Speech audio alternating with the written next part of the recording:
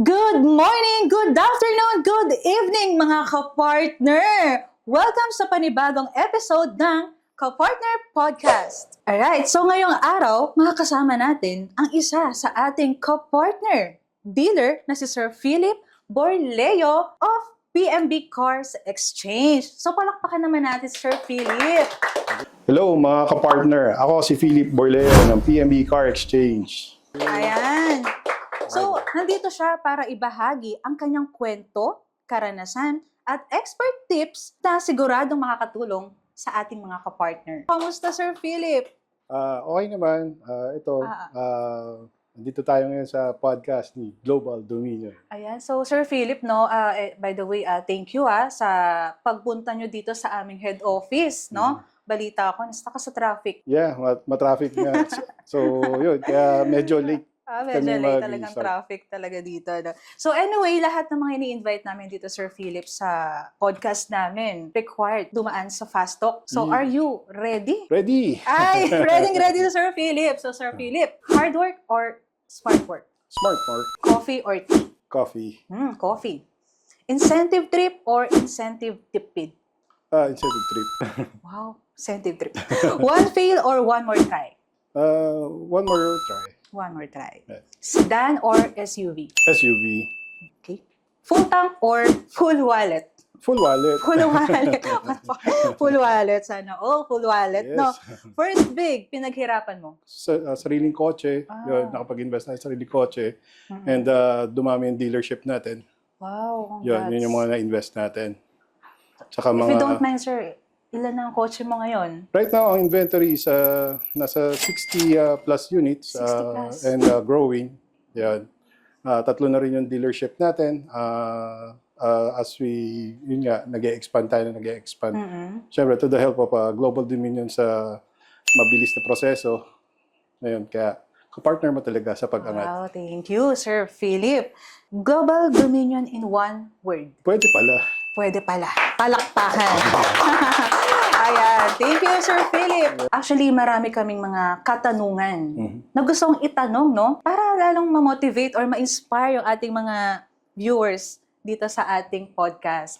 So, ano bang kwento mo, no? Paano ka napunta kay Global Dominion? Way back 2012, galing ako fresh from abroad, specifically sa US. I was a nurse kasi. Nag-apply tayo ng mga jobs doon, but then malayo sa pamilya, so ako, personally, I decided na umuwi, start ulit yung aking passion na pagbebenta ng mga pre-owned cars. And then, again, mas malapit sa mga pamilya ko, sa wife and kids ko. Kaya, yun, pinush ko na maging dealer ulit ng mga pre-owned cars. Okay. Yeah. So, you are previously nurse, no? Anong year ito, sir? 2007, graduate ako, and then I decided mag-try sa US.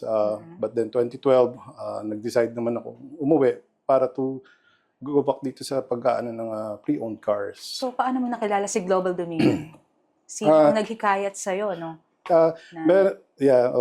Meron instance kasi na may lumapit sa akin noon through isang dito nag-inquire about sa car, but then hirap siya pa-approve sa mga brand new. So, na-encourage ko siya na mag-ano sa mga second hand.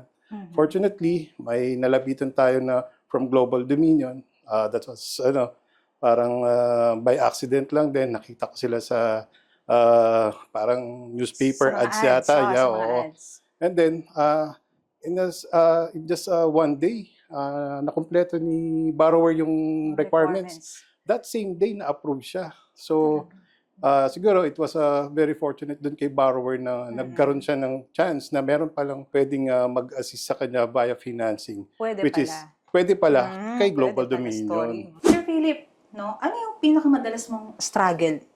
Like sa mga daily green mo bilang isang dealer? Yun, yung mga iba na may mga history ng mga na-decline sa mga previous applications nila from other dealers, from other mga financing. Luckily, si Global kasi was very, nakakapagbigay ng options sa mga buyers na gusto talagang mag-avail ng mga pre-owned, ng mga used cars.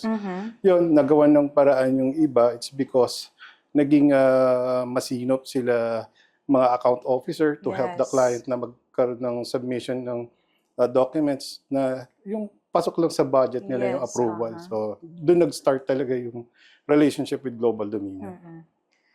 Sir Philip, nabalitaan namin, no, na meron ka daw binuo na something, asosasyon?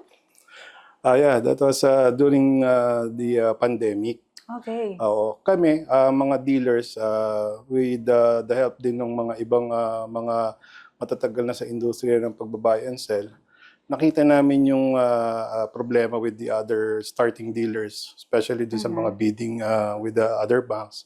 Kasi that time was limited yung pag-i-inspect sa mga cars.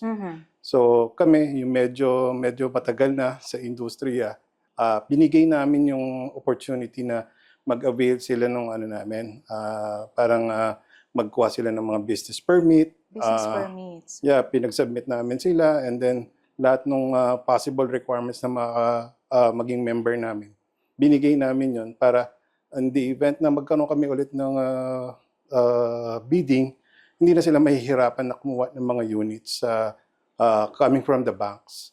So it's called Philippine Pre-Owned Car Dealers Association. So it's a PCDA, established siya noong 2021 eh. Bago lang, no? Yes, oo. Na naging inspirasyon kasi during the pandemic, very uncertain lahat. Maraming nag-close, maraming nag-stop Talagang ng... affected tayo, Yes, no, so- during pandemic. Yes, ma'am. Kaya ginawa namin, nag-create kami ng small group na eventually, ngayon nasa na yata kami. I think nasa active 80 members na nationwide. Wow. So, yun, pagka may bid from other banks na nasa Davao, may group of people kami na magtitingin ng mga units doon. And then elsewhere, sa Cagayan de Oro, yun, may tumitingin ng Ang mga hawak ng units. nyo, no? Ng channel nyo, no? Yeah, naging siya, naging grupo is naging intact siya. It's because nagtulungan. Tulungan, Yeah. teamwork talaga. And then I think yun, pati sila na-engage na rin sa pag-aano ng financing.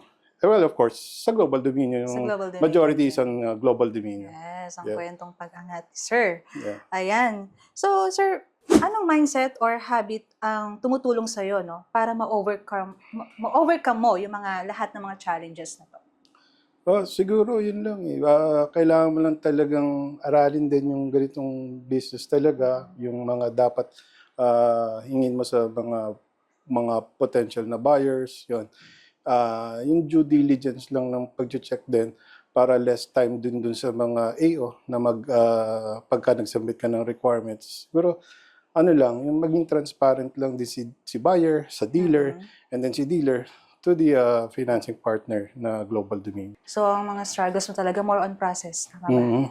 Okay, pero at least, di ba, nandiyan yung ating mga staff, no, Yes. sa Global Dominion para tumulong sa iyo. No? Yes, of course. Alright, so next, ano naman ang pakiramdam kapag nakikita mo, natutupad din ng mga kliyente mo ang mga pangarap with the help, of course, of Sir Philip Borleo? May you feel parang accomplish eh. Lalo na ang mga bumibili kasi ng mga second-hand cars ngayon is they use it for business eh. Hindi lang True. sa Exactly. hindi lang sa just for parang alam mo na, yung mga gusto lang magpa-show off. Mostly ng mga recently buyers is more of necessity sa mga second-hand cars eh. Okay. Nakikita natin yung need doon eh. Kaya doon tayo nagpo-focus with helping yung mga gustong mag-avail ng mga pre-owned cars. Okay. Yun. So, may mga may mga suki ka na, mga clients, Yes, no? may mga Talagang returning they used clients. to, finance car. Tapos meron din ma'am yung mga previous clients na nag-refer. Kumukuha pa rin. Yes, yung iba nagbibigay ng referrals, and then we do give incentive din Wow. sa mga naging previous clients na nag-refer din sa atin. So, kung may isa kang lesson na natutunan sa lahat ng mga pinagdaanan mo, ano iyon? Marami. Sobrang dami. Siguro yung dapat legit yung pagtulong mo sa mga need ng mga nangangailangan na sasakyan. Specifically, kung ano yung need nila, yun yung i-address mo. Pag ito lang yung budget nila, yun Pwede yung mo i-focus. siyang mabigyan ng other options. Yes, Tama. yes. It's because yun nga, si ka-partner, Oh, madaling tapat. kausap. Yes. Madaling kausap ang ating kapartner.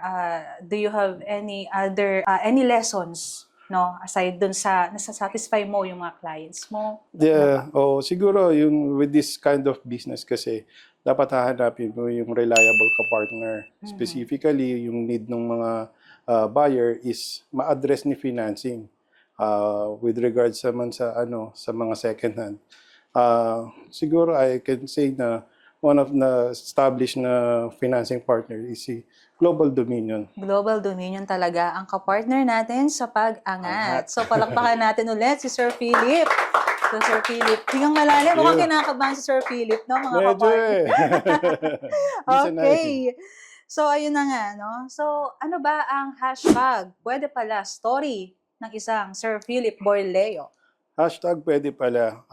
Kailangan maging legit ka lang sa negosyo. Dapat laging sincere yung pagtulong mo sa mga nag-a-avail ng pre-owned. Number one is yung dapat i-address mo kung ano yung need and budget ni client para hindi siya mahirapan at eventually ma-enjoy niya yung kanyang ina-avail na mga second-hand cars.